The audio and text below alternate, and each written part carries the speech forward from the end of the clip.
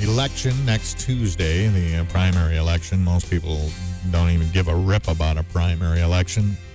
Can't even get my wife interested in voting, but there is good reason to vote, a lot of good reason to vote in this upcoming primary. A lot of interesting races and proposals that'll be decided in the election, and going to be very important, more so than usual.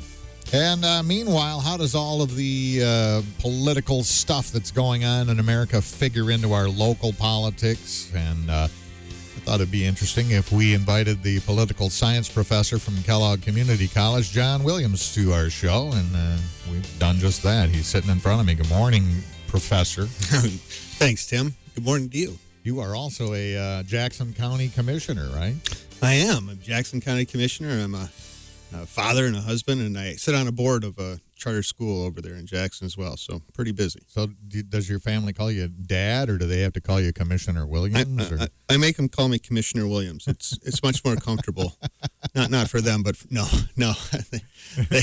We have a pretty good relationship. The titles change so quickly, I don't think they'd ever become comfortable with that. So, how long have you been involved in, well, first of all, county local politics like that? Well, so as a county commissioner, I was elected in 2009, and then served two terms of 2 years, so through 2012, and then was out because of redistricting and some changes in population. And then, unfortunately, the county commissioner who represented our district, the 8th district, he passed suddenly, and then I was appointed. So I've been on the county commission again since November, and I'm actually running for that seat again. So that the primary, as you talk about, pretty important coming up, and then if we make it through the primary, the general election. But as far as being involved with politics goes, that goes all the way back to high school. Getting involved in actually Joe Schwartz's first campaign for Congress. Not any deep campaign, but out there as that volunteer, a young kid volunteer, got pulled in by a friend of mine. Huh. Yeah. So and of course, then your extensive academic background in the political arena and policy. How long have you been at KCC teaching political science and such? Well, blessed to have been at Kellogg, or to be at Kellogg, for the past 20 years now. It's I think 1997 is when I applied. 98 started teaching for them. So yeah, 20 years there, and before that over at Jackson Community College, Jackson College now, for a couple of years as an adjunct. My very first teaching gig, I worked in the Senate. I worked for Senator Phil Hoffman right out of college. And then took the opportunity to begin teaching. And my first teaching gig was actually at the Jackson Maximum Prison, right? The Maximum Facility Prison. And those were my first classes that I taught for Jackson College through their prison program outreach. So that was an interesting. I figure if I could teach in that setting, I could teach anywhere.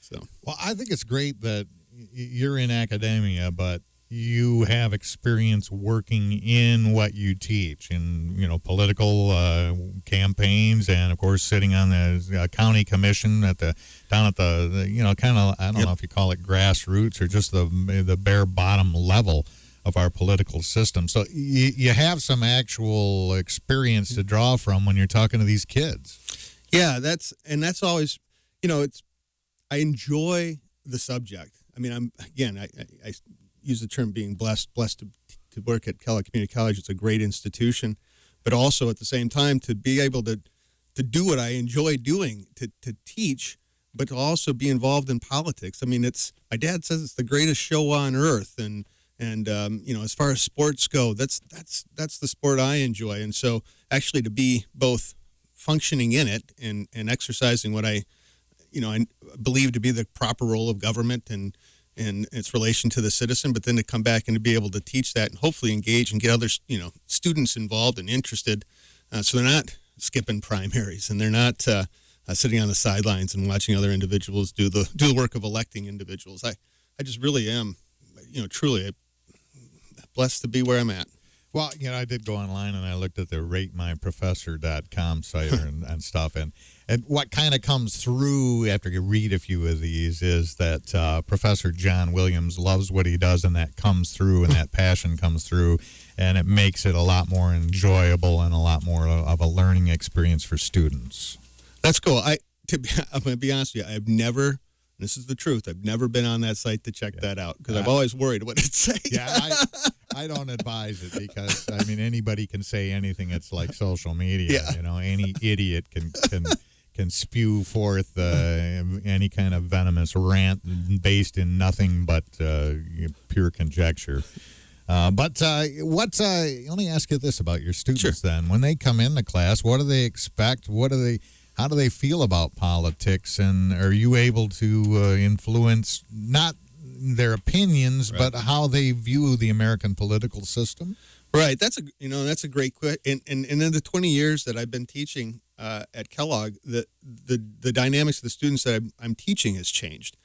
When I first got into teaching, there's a number of students who were coming back because of government programs such as there's displacement because of NAFTA, and if that happened, you had opportunities to go back to school and to get trained in other areas. And so that was one dynamic of students who came in who were really engaged in the political process and understanding how politics impacts them, government impacts them.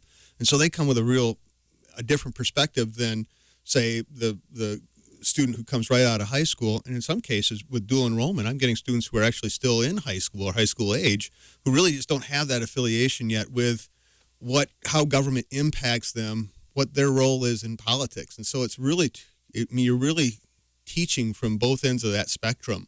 And that can be really tough. So when it comes to our political science classes, they're your introductory political science classes, the first 2 years of college. And so it really takes you through, builds upon what your K-12 experience would have been, but then kind of goes back and says, okay, now let's really get back into that, and then let's begin to apply it and to think critically about things that you can see going on around you. What did it take to get your driver's license? What was that process? Where did those laws come from? And then you begin to kind of bring it back to the student to actually apply that real world, what's going on, to the knowledge that hopefully they've been gaining along the way. So you got to kind of find that sweet spot that'll pique their interest based on something they've actually experienced. Yeah, that's kind of the hook. And the cool thing about politics, American government politics, is that it's always changing. There are always different issues. Whether it's Russia or Korea, or get into local with issues of gerrymandering, or obviously the campaigns, which pull everybody's interest into the process. But there's always something different to kind of talk about. So it's always evolving, and you try to find those issues that are really kind of hot at the time, and then relate it right back to the basics, the Constitution, the role of government, the role of the elected officials. What would you do in this situation? And so you can always use whatever's new, but build it right back to those basic concepts. Professor Jon Williams of Kellogg Community College is our guest this morning on WBCK. News yesterday, you mentioned Joe Schwartz, that you worked on his campaign when you first started out many, many years ago. Joe's still politically active in that he was, not only working on our Blue Ribbon Committee here in Battle Creek to look at charter changes for a city charter, but also very active in the committee that was trying to change the gerrymandering, the way we split up congressional districts.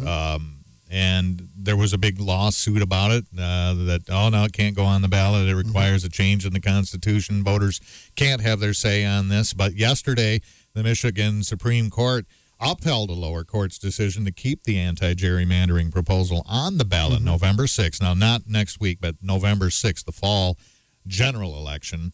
And it was a 4-3 decision. That's pretty close. You noticed some things in the court that were kind of maybe not what we expected. Yeah, that's really one of the things about that whole issue is you got to look at it through that the partisan lens, right? Who ultimately looks like they're going to benefit, and who looks like that they may ultimately not benefit from that change. And of course, with the Republicans controlling the House, controlling the Senate, and controlling the majority of congressional seats, all via districting, it's kind of one of those things where if it ain't broke, don't fix it. So Republicans aren't thinking that it's necessary to change the process. Whereas, of course, you can imagine Democrats who don't have the majorities are looking at, how could it not be, right? Better. A few years ago, it was the Republicans that were howling to high heaven, about how unfair it was. Yeah, and then so the Supreme Court had to come out, and this was a question as to whether or not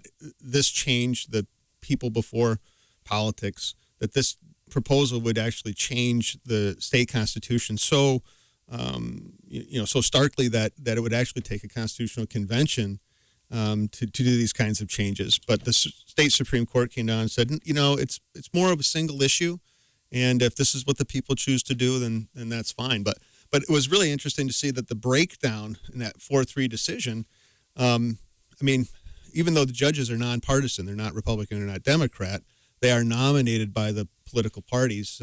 And for the most part, they're Republican appointed and nominated and Democrat appointed and nominated judges on the bench. And I believe the breakdown's 5-2, but that one went 4-3. So again, it's kind of one of those head scratchers in terms of, and the court operating independently as it should, but in terms of how the judges ultimately lined up and broke down on that, on what ultimately can't be seen as necessarily a good thing for the Republicans in the process of their, primarily in control right now of that process. If voters approve Proposal 2 this fall, that means the spoils system in Michigan, at least as we know it, will fall by the wayside, and a nonpartisan committee will decide how we split up districts as populations change. Yeah, and that's going to be all right. So this decision really sets up the November. So you're going to have the sides are going to align themselves as to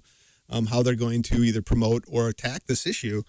And for me, looking at it just from the political science component of it, the idea of having a set number of Republicans appointed, a set number of Democrats, and then a number of independents who would be chosen by the Secretary of State. That idea of independence, of individuals who are so benign to the political process that they don't feel that they have a dog in the fight, that they can be an honest broker. That's going to be really interesting. I can only imagine that each individual who's up for that independent position, that their background is going to be looked at with a fine tooth comb to see if there are any political leanings, because it really does become very important to the parties. So yeah, American politics. We're just about out of time, and I wasn't going to bring this up unless we had more time. But the Trump factor has changed things so much, and we're starting to see that kind of boil down in the local races and local politics as well.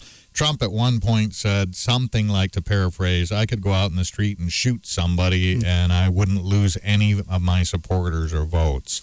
And the sad thing is I think he was right. And now I think we're getting to the point now, too, where there are some people out there where their ideology is so important to them, they don't care what the cost. They think to themselves, this is war. And unless we get our people in there right now, we're going to end up with a socialist government, more so than we have now. And, I feel like a lot of these people have a good ideology that I agree with, but they've thrown ethics out the window. They don't give a damn who gets in as long as they do what they want. Yeah, I start with my classes with my students. I'm a conservative individual. I've been supportive of the Republican Party and the Republican platform when it's held to. I think it's a good platform, and it fosters freedom, and that's. I believe that's the interest that weighs out above everything else. But just because that's my ideology, I don't foist that upon others. In Jon Williams, the citizen, that's what I work towards. But Jon Williams, the professor, then it really comes down to starting with this position that from students from the left and students from the right, I truly believe that whether you're a Democrat in office or Republican office, your interest, you're there because you believe that you're helping your district, that you're there representing the best of your district, and that those majority of those individuals come from a place of good. And if we start with that thought, that the individuals are there for the right reasons, Republican or Democrat. They're there to make their communities better. Then if you're both trying to do that, then where can we come together to find that common ground that we agree that this would make it better, right? And so, so just starting from that position, and unfortunately, I think, and I don't think it's necessarily the politicians themselves, but that the peripheral, the not really even the political parties, but just the individuals involved who have taken it really to that extreme. You talk to the legislators who actually do the day-to-day, and as I told you, I worked in the Senate. Whether you were on the right side of the aisle or left side of the aisle, after your policies have been put out, the votes have been taken, the camaraderie is there. At least it was. Where individuals, and I don't know if that's true in Congress these days. I don't hear it necessarily as true, but still that camaraderie is there. These individuals, they know what their task is, and they do have that collegial relationship. Generally they're smart in terms of their their background, their knowledge, and what they represent. And so the far majority of those individuals who are elected to office, I think, truly are trying to work together to get positive things done. But it's the periphery. I think when they put ideology ahead of representing the people, then we have more dissension and more polarization. Yeah. And again, from the periphery, from those individual, the handlers, the pundits, they're, I think, pulling us apart as much as anything. Very interesting thing that I don't quite understand. Probably the most ethical congressman that I've seen in a long time, he has an ideology of anti-establishment, and that's Justin Amash. Mm-hmm. And the very people that I would expect to support him hate him now because he said a bad thing about Trump, or he said he couldn't support ICE because there was getting rid of ICE because there was something in there he didn't think was right. Yeah. The guy stands on his principles, and all of a sudden we have these people to the extreme right who criticize him and hate him for standing on principle because it isn't right in lockstep with their ideology. Yeah. And that tells me, okay, there's something wrong here. Yeah. That I should say I agree with their ideology. Yeah. I agree that we need to have less government. I agree with all those things, but we can't put people in office that aren't ethical, that aren't honest. And people with honest, you know what? We never do that. Yeah. Or even if we put an honest guy in office, he ends up being a crook after a while. Yeah, he gets pulled in. Well, Tim, just really quickly, this idea that and how upset individuals get as to who gets elected, and how upset individuals get if they say the wrong thing regarding their elected officials. I only have this belief in mind that our founding fathers would be rolling over in their graves thinking about how powerful the government has become, that a person's life can be ruined by who sits in that big chair, just simply because it's this person and not this person. And I just think that's where we've gone wrong, Mm-hmm. Jon Williams, political science professor and also Jackson County Commissioner. Enjoyed talking with you. We'll have you back real soon. I think maybe we can even involve the listeners in calling in and joining our discussion. Sure. And we'll do that if we can work it in around your class schedule this fall, which, by the way, probably starts in 3 or 4 weeks. So. Yeah, come take classes at Kellogg Community College. Then you get the real deal. All the questions you want to ask, I'll answer. So. All right, great. Jon Williams, thanks. Good to talk to you.